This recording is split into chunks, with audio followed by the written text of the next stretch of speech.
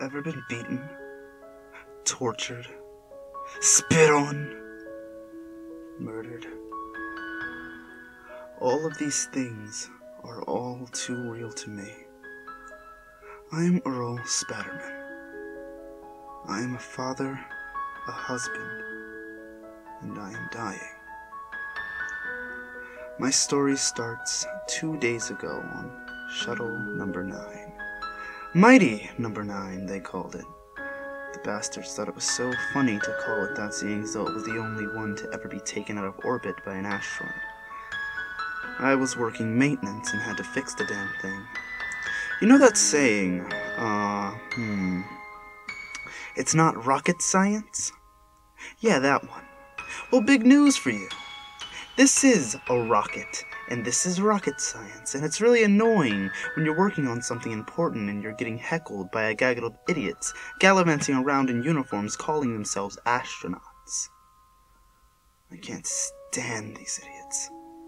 One bit. However, I need to fix this shuttle so that we can scope out Mars for the big landing. This is the first time in 100 years we made another trip to Mars to supply the people with some new plants and food we developed here on Earth. I was so determined, more than ever, to get the shuttle working properly. My excitement was easily seen as geeky by those idiots. They shoved me and called me names. And I know I shouldn't be getting all caught up on that because I'm a grown man and I turn 35 in 2 days. However, I just can't seem to shake the feeling of sadness. I have no one to talk to about it. I have nothing to take my anger out on. I can't relieve any of my stress. My wife had died some time ago. A total of 6 years she's been gone now. And my baby girl turned 10 yesterday.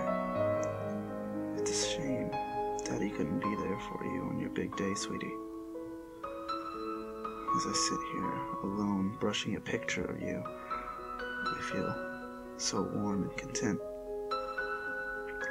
But the point of me talking with you is not to tell you how I feel. Now, it is to tell you what I have done already. It is 5 p.m., Tuesday, 21:35, and I am working on the shuttle once again, trying to ignite the light of the propulsion wing to see if it will shine a little. So, I enlist the help of one of the more quiet astronauts to come and help me and trust me. I put heavy quotes on astronaut. This one was new to the shuttle, with everyone here having 10 years plus with the shuttle. She only had 4. And she also despised 2 of her other companions. It soon became apparent that enlisting the help of this woman would be troublesome, as she became more and more agitated, believing I was checking her out, and at one point going as far as to slap me, saying that I touched her without permission, while her back was turned. Even though I was still inside the fuel tanker, working on fixing the task at hand. It was now 7 p.m., and this woman was completely pissed at me for what I could only rationalize as her period, taking her hormones for the wildest of test rides and repeatedly crashing into the madhouse in her mind.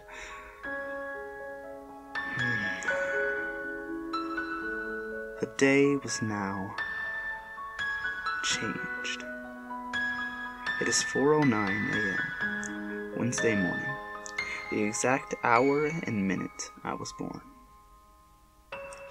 I am now 35. And yesterday, I was not only 34, but I was beaten, mercifully, at the hands of those astronauts. I was abused and spit on and called names. I was even sexually abused, with these people going as far as to stick my own equipment into my rectum. Their only reasoning being that they were told by the woman that I had molested her and touched her without her permission.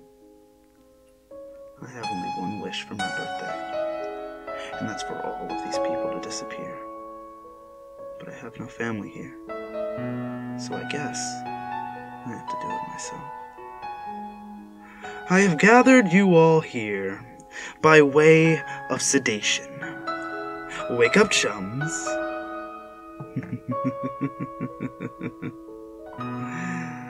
You all know what this is, don't you? No? Well, this is that special little room you go when things get too cold in space and you just have to turn up the heat. Well, I've turned up the heat all the way to 200 degrees Fahrenheit and tied you all to each other. Fun. Remember when I asked you? Ever been beaten, tortured, spit on, murdered? I was beaten, tortured, spit on, but they didn't kill me. No. I just killed 5 people, and it's still gonna be 2 years. 2 fucking years. Until I see my little girl. I can't live anymore. Goodbye, sweetie. Daddy loves you so much. So much.